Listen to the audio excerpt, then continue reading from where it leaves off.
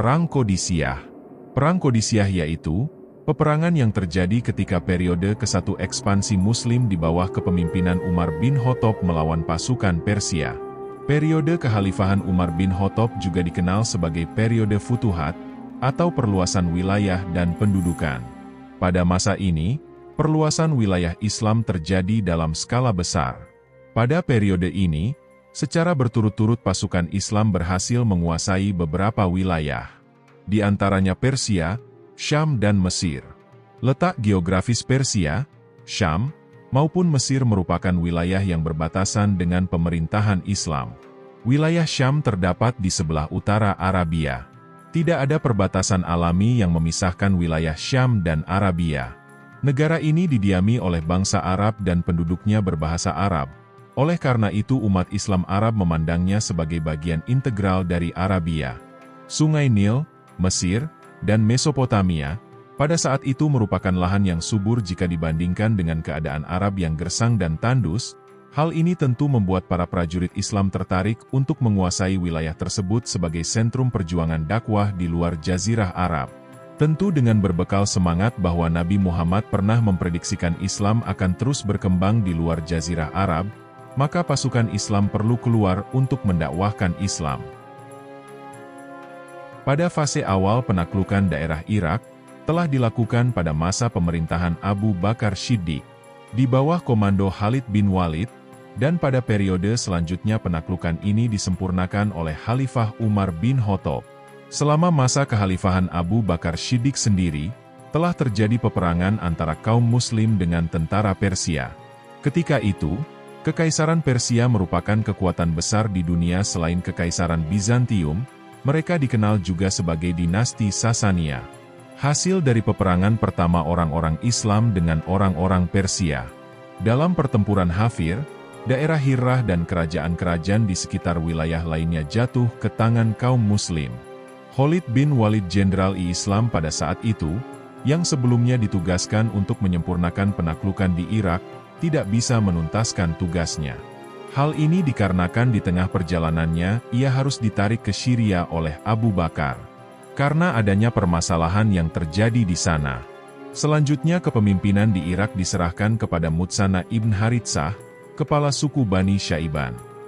Sementara itu, orang-orang Persia sedang bersiap-siap untuk melancarkan serangan balasan dan hampir menghancurkan pasukan Arab dalam pertempuran Al-Jisr, jembatan, dekat Hirah pada 26 November 634 Masehi. Tanpa rasa takut Mutsanna membangun serangan baru dan berhasil mengalahkan pasukan Jenderal Persia, Mihran di Buayaib tepi sungai Eufrat. Kekalahan Persia membuat Kaisar Persia baru Yazdajrid berusaha menghidupkan kembali Kekaisaran Persia saat itu. Yazdajrid mengerahkan perwira-perwiranya, militer istana untuk mempersiapkan kekuatan baru dalam melawan pasukan Muslim. Semua benteng dan pos terdepan diperkuat. Distrik-distrik Irak yang dulunya telah direbut kaum Muslim mulai memberontak dan melepaskan diri dari pengaruh Muslim karena mendapat dukungan dari Persia. Mutsanna mengirimkan pesan mendesak kepada Khalifah Umar untuk mengirimkan bantuan. Selanjutnya Khalifah Umar mengangkat dan mengutus Sa'ad bin Abi Waqqas, seorang sahabat yang dijanjikan masuk surga oleh Nabi Muhammad sebagai komandan pasukan ke Irak. Bersama dengan pasukannya, Sa'ad unjuk gigi untuk pertama kalinya.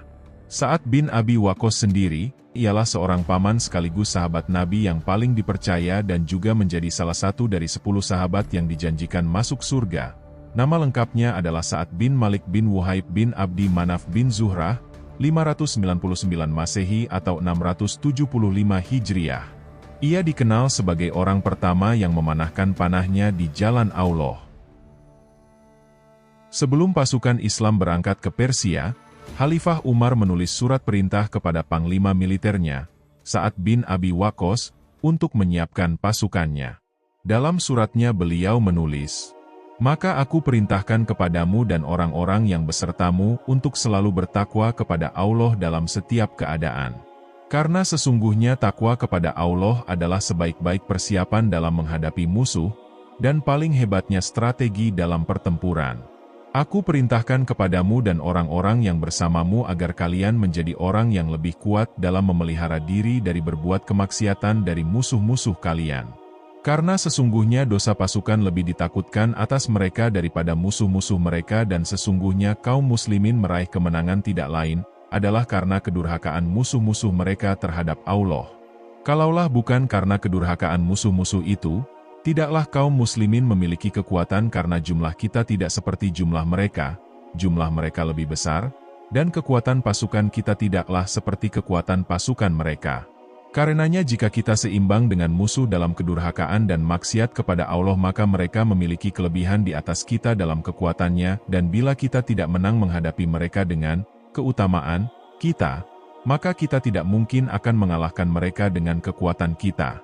Ketahuilah bahwa kalian memiliki pengawas-pengawas, para malaikat, dari Allah.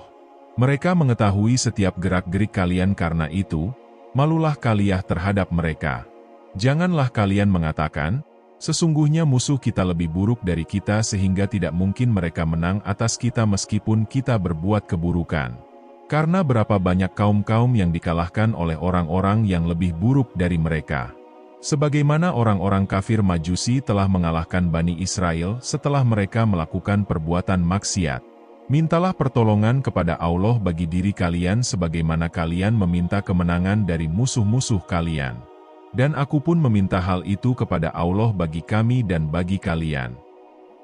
Sesudah adanya instruksi dari Khalifah Umar, maka lengkaplah mandat pada saat bin Abi Waqqas menjadi komando perang untuk mengetuai pasukan dalam berjihad di wilayah Irak, yang pada saat itu masih menjadi bagian dari Persia. Dan Khalifah Umar pada saat itu juga menginstruksikan kepada pasukan Muslim yang lain yang berada di Irak, yang dikomando oleh Al-Mutsana supaya bergabung di bawah pimpinan Sa'ad. Alhasil Sa'ad bin Waqqas tiba di Irak dengan memboyong 4.000 pasukan. Saat yang tergabung dengan pasukan Muslim, mereka membuat kemah di kawasan Al-Qodisiyah dalam waktu hampir 1 bulan. Jarir bin Abdullah Al-Bajali kemudian ikut gabung dengan pasukan Muslim, maka total bala tentara seluruhnya menjadi 30.000 pasukan.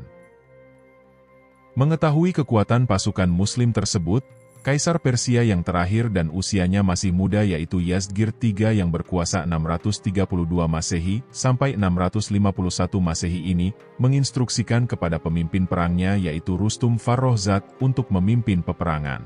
Di bawah komando Rustum, Persia melakukan persiapan peperangan. Dengan mengumpulkan pasukan mereka yang jumlahnya mencapai 120.000 pasukan. Dan akhirnya bertemulah kedua pasukan ini di wilayah barat Sungai Eufrat di pedesaan yang dinamakan Al-Qodisiyah, letaknya di bagian barat daya Hillah dan Kufah. Sesudah pasukan keduanya saling berhadapan, beberapa kali pernah terjadi perundingan di antara kedua pasukan tersebut. Rustum menyuruh pasukan Muslim untuk mengirim seorang delegasi agar dapat berunding dengan langsung. Rubi bin Amir lah yang ditunjuk sebagai utusan yang dikirim kaum Muslim dikarenakan beliau dikenal sebagai diplomat paling berpengalaman. Rubi bin Amir adalah seorang prajurit biasa di jajaran tentara Sa'ad bin Abi Waqqas. Rubi menghadap langsung dengan Jenderal Rustum. Rustum bertanya padanya, "Apa yang mendorong kalian memasuki negeri kami dan memerangi kami?" Rubi menjawab, "Kami datang untuk mengeluarkan siapa saja dari penyembahan terhadap manusia ke penyembahan kepada Allah semata." Lalu Rubi melihat barisan pasukan Rustum dari kanan dan kiri, terlihat tunduk ruku kepada Rustum. Rubi pun berkata dengan penuh keheranan, "Selama ini kami mendengar hal-hal yang mengagumkan pada kalian, tetapi hari ini, aku melihat, tidak ada kaum yang lebih bodoh dari kalian. Perlu diketahui, kami kaum Muslim, tidak ada yang memperbudak satu sama lain. Aku pikir kalian semua sederajat sama seperti kami kaum Muslimin. Akan lebih baik bagiku jika kalian menjelaskan kepadaku, apa yang kalian lakukan ini. Bahwa sebagian dari kalian menjadi Tuhan bagi sebagian yang lain." Mendengar ucapan Rubi ini, orang-orang yang tertindas di antara mereka saling berpandangan dan saling bergumam, "Demi Allah orang Arab ini benar." Namun bagi para pemimpin Persia, ucapan Rubi ini ibarat halilintar yang menyambar di siang hari bolong, sehingga salah seorang di antara mereka berkata, "Dia telah melemparkan ucapan yang senantiasa dirindukan oleh para budak kami." Perundingan pun berlangsung alot dan tidak menemukan titik temu antara keduanya, maka meletuslah perang Qadisiyah. Dikarenakan Sa'ad bin Abi Waqqas mengalami sakit yang cukup parah, maka ia tidak bisa memimpin langsung pasukannya. Walaupun demikian ia tetap mengawasi jalannya peperangan dari atas sebuah rumah dengan wakilnya yaitu Khalid bin Urtufah. Pertempuran di hari pertama berujung dengan kemenangan dari kubu Persia, dan pasukan Muslim hampir saja mengalami kekalahan, sebab jumlah pasukan yang tidak seimbang. Ditambah, bala tentara Persia juga memakai bantuan gajah untuk mengobrak-abrik pertahanan tentara Muslim. Dan situasi ini membuat kocar-kacir bala tentara Muslim, dan membuat mereka kebingungan bagaimana cara melumpuhkan pasukan gajah. Situasi ini sempat berlangsung sampai berhentinya peperangan di hari kedua.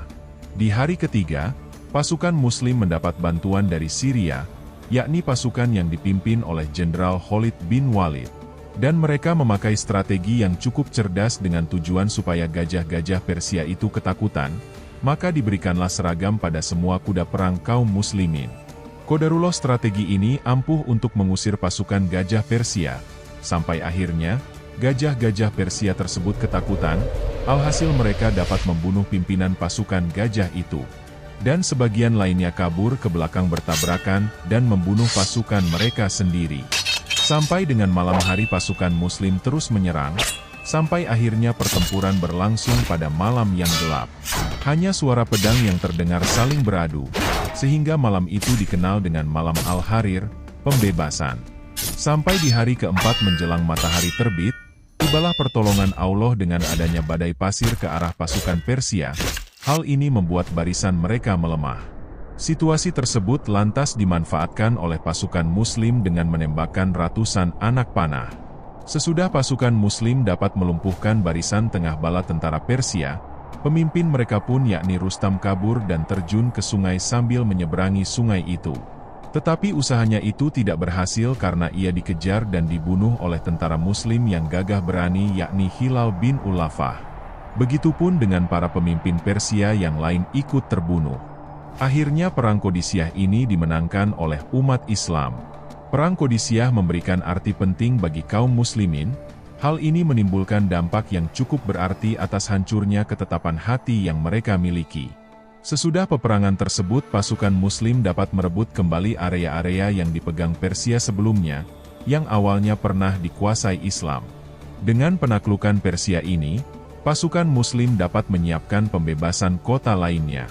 Dengan kemenangan ini pula pasukan Muslim mendapati banyak harta rampasan perang dan senjata yang bisa digunakan untuk membuka kawasan baru.